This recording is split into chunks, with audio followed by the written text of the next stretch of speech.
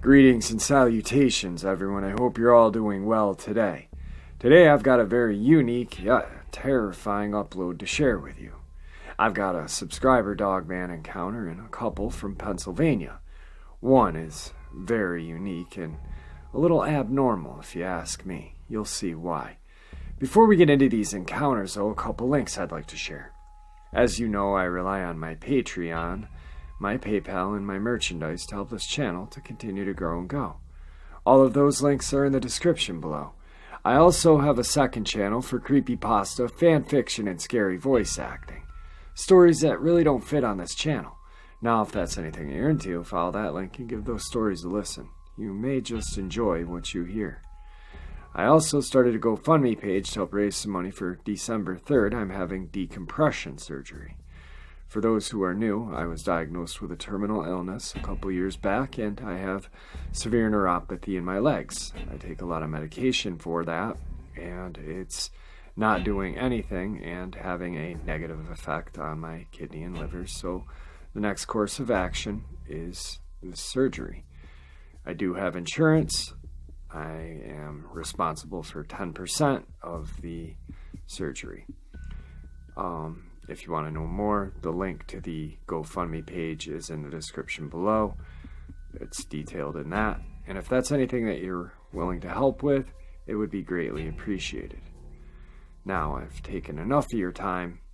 Let's get on with these terrifying yet unique Dogman encounters. Shall we? Today's first encounter is a Dogman subscriber encounter. Hey bro, I apologize for taking so long in sending this to you. Here is a recount of my encounter. It happened last October. I still remember each and every detail clearly despite the year-long gap. During a vacation, my close friend, whom I've known for over 15 years, had asked me to tend to his home while he was away. His property consisted of a long stretch of acreage in the backyard. A tree line consisting of Palo Verde trees, Joshua trees, and mesquite. Weeks prior to the encounter, a neighbor of my friend had come to us. During the night, her medium-sized breed dog had vanished. Initially, we dismissed this to coyotes or even mountain lions, as the disappearance of pets was not uncommon when it comes to these type of hunters. On the night of the encounter, I arrived at my friend's two-story home, about 11:30, maybe closer to midnight. With a crescent moon and an overcast night, the clouds and tree branches had created a clustering darkness. Without flashlights, there was no way you could simply look into the brush and survey everything that sat within the shadows. I do remember that the coyotes seemed rather active that night. There were anxious howls and yips, followed by barking. In his front yard, the typical cottontail rabbits were nowhere to be found. Usually, they were in large numbers as they found bedding in his well-maintained lawn.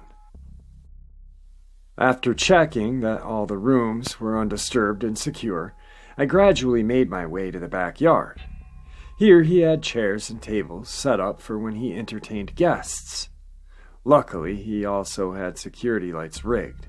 Vagrants were common. They would travel from the wash, the riverway, and find their way into a pool room of those in the neighborhood. While checking to make certain all was well, I caught sight of movement just near the edge of the tree line. Believing this to be the aforementioned vagrant, I shouted out, expecting a response or to see someone flee. Instead, I heard a deep growl. At first, I thought this could possibly be a stray dog or even a coyote. Shouting again, another growl was given in response. This one was deeper, more of a bellow that sounded like a mix of a dog's snarl and a human groan. The sound traveled right through my chest and roused a fear that I had never known before. Now, at this point, I wanted to run, but my brain was rooting me in place. From the tree line, there was a noxious odor that I can only describe as a combination of feces, wet fur, and rotting meat. Through luck, or the grace of God, the security lights triggered on. From behind the branches of the tall mesquite tree, I caught a glimpse of fiery amber eyes staring back at me. Still incapable of moving, I could only watch as whatever this was slowly moved forward from the shadows. It was at this point that I feel it must have known what security lights were used for. Halting at the utmost edge of the tree line, this thing slowly lumbered forward, only to rise up on its hindquarters. Caught eye to eye with this thing, I still remember hearing a sickening pop-crackle noise as it stood erect. There was a gnashing sound that I know was this thing's grinding its teeth together. Avoiding eye contact as best as I could, I simply stood rooted in place, not daring to attempt to flee or so much as scream. This thing and I stared for a time that felt like it stretched on for eternity. Its ears rose and fell, its lips peeled back, allowing it to bare its fangs. All too suddenly it charged forward, only to stop within 15 feet. We measured the distance the following day. Now neither this thing simply wanted to see how I would react, or if it was gauging whether or not I was a threat. Seemingly satisfied, the creature slowly backed through the brush. All the while I could hear branches and twigs being snapped before this thing was gone from view. Today's second encounter brings us to Washington County, Pennsylvania. It was between 12:30 or 1 o'clock in the morning on an April 23, 2012 night, when a man heard an odd sound coming from outside. The sound was a level growl or screeching sound that he listened to for about 5 minutes. The sound seemed as though it was just outside of his window. He was intrigued by the odd noise. He awakened his wife to see if she could recognize what type of animal it was, or where it might have originated from. When his wife got up, they both heard the sound. She looked out the window across the road to the creek about 15 to 20 feet away. She then noticed what she thought was a deer standing in the middle of the creek. Her husband questioned why there would be a deer standing in the creek and why it would be making such a noise. He then looked out the window and saw an undetermined creature, dark brown in color and about the size of a deer. It could have been actually larger than a deer if it was peering over the retaining wall. The fella said when it turned its head, it appeared to have an elongated face, almost deer-shaped, but not as stubby in the snout. It appeared to be more pointed in shape. What could be easily seen were two big round amber-colored eyes that seemed to be glowing. The man estimated that they looked to be the size of golf balls. He didn't think that they were reflecting as the result of some streetlights some distance away. He also commented that the freaky part was, it was staring right at their house towards them. The couple noticed that whatever it was, the glowing eyes were staring directly in their direction. The man told his wife he was going to go check and see what it was. Just then, something very strange occurred. Suddenly, the creature took one step and took off into the sky at a 45-degree angle and was gone. The witness stated the speed was insane. I never saw anything move that fast. He also stated that he never saw a bird that big and that he saw no signs of wings flapping. Today's third and final encounter. A gentleman and his girlfriend had a frightening encounter with a strange creature on November 20th, 2011, just outside of Troy, Bradford County, Pennsylvania. What they saw scared the hell out of them. It was about 11:05, and they were driving onto Mud Creek Road, traveling west towards Highway 14, just near Troy. As they continued down the dark road, their attention was drawn to the left side of the roadway. The gentleman who was driving saw some movement and mentioned it to his girlfriend. She initially thought that it was a naked man crawling on the side of the road.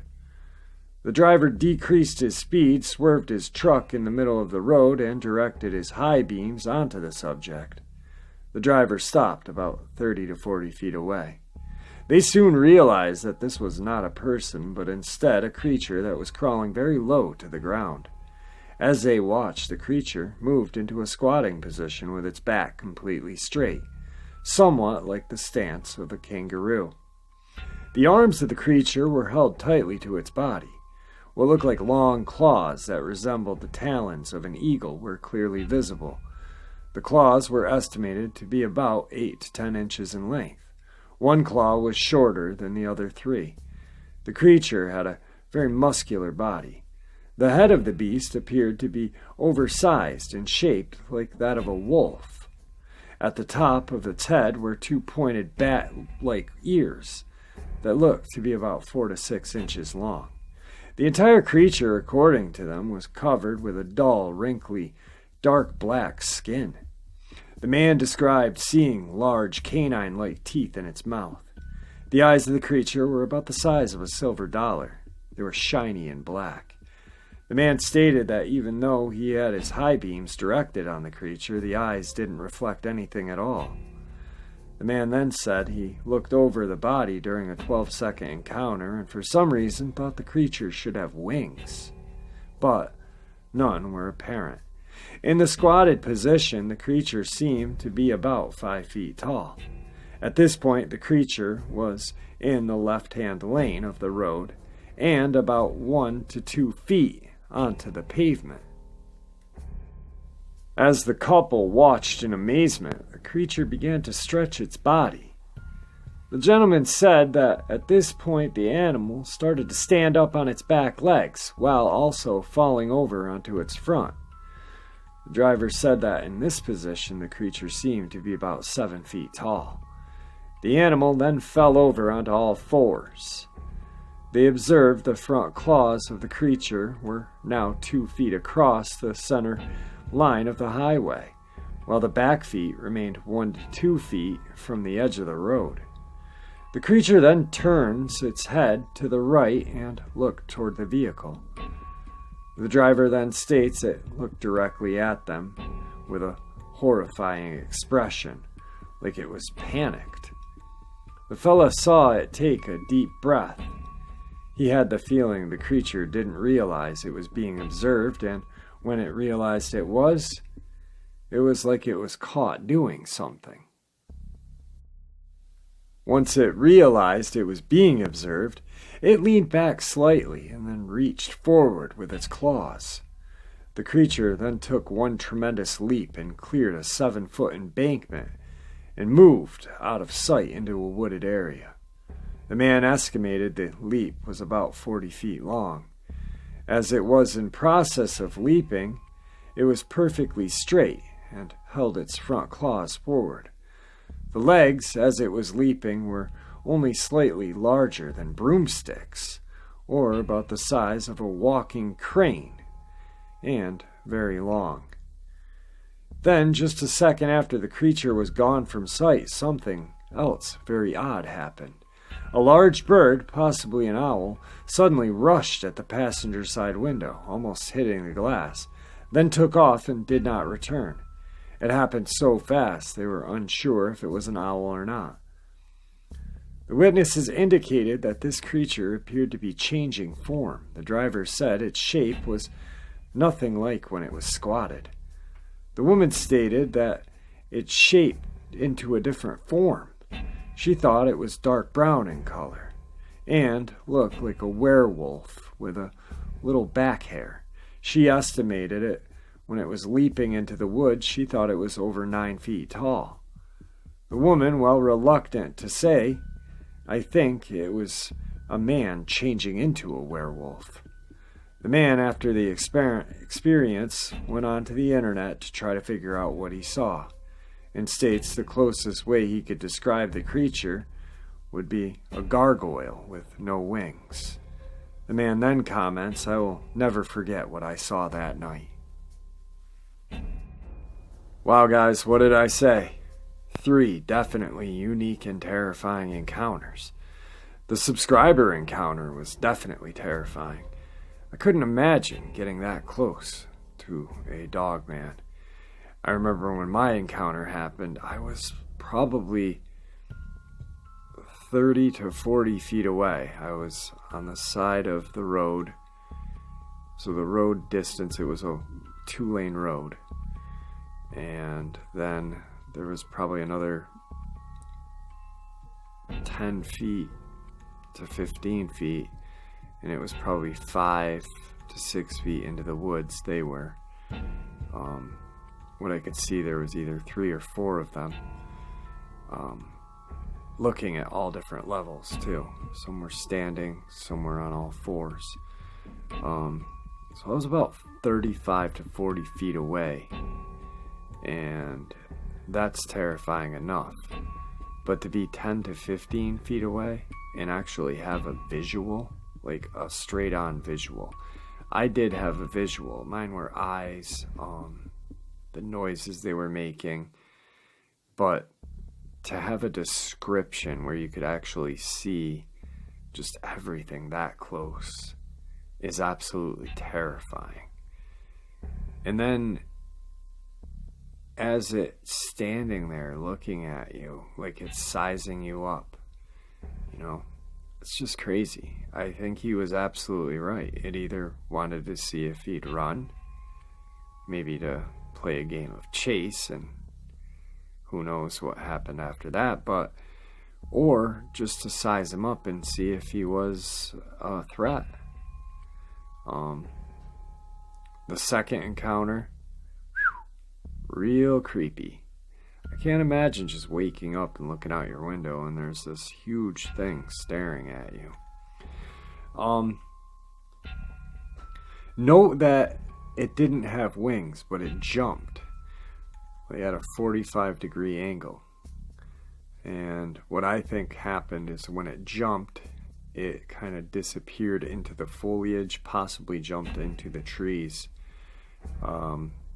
Now, Washington County from Bradford County is roughly 250 miles. It's about a 4-hour trip. These two creatures, the second and third encounters, could have been the same. Also, the second encounter, you really couldn't, it was standing below a retaining wall, so it could have possibly been bigger than a deer. I really think I think these two are possibly the same creature,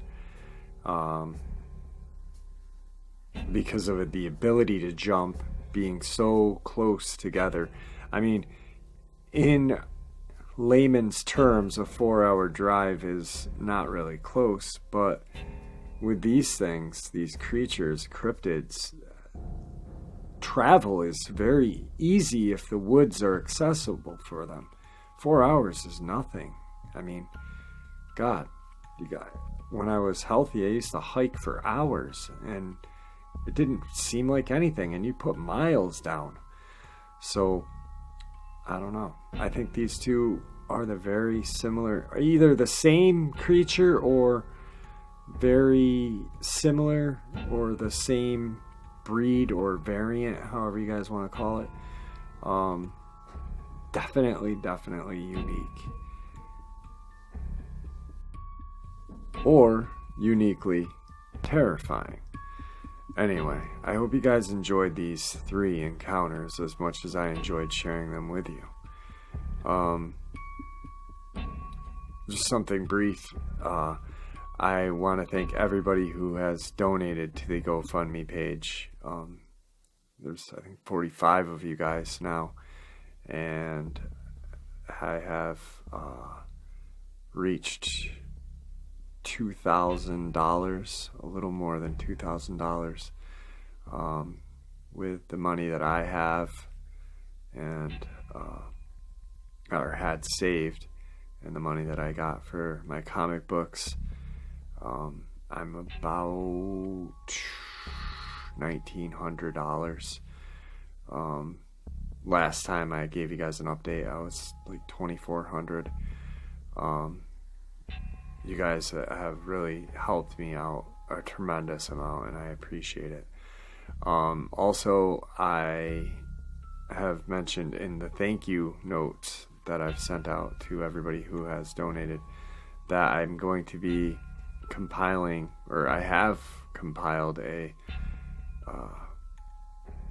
group of my favorite encounters, and I contacted a publisher and told them a little bit about what is going on and what I'd like to do, and they're going to be working with me to get a book out. And everybody who has donated, I'm gonna send an autographed copy out to you guys. I have all of your emails, all of your email addresses, just as a thank you. I'm going to be doing this during the recovery period when I'm wheelchair bound and housebound, which will be fun. Actually, it will be fun because I won't have to venture outside into the cold weather of upstate New York. It's November 14th, and we are having a 16-degree night tonight. Moon is out, stars are out, and it is frigid. I just touched the window outside of the studio here, and it's cold. Wow. And this year flew by. I mean, really flew by. Anyway, guys, I want to thank you for everything that you've done for me. Just reading your comments and knowing that my subscriber rate is growing too incredibly fast. Thank you for that too as well, guys. I can't believe how many people my content has touched, and it will never cease to amaze me. I'm baffled, I guess. But anyway, I want to bid you guys farewell, and have a great day, guys. Thank you for everything.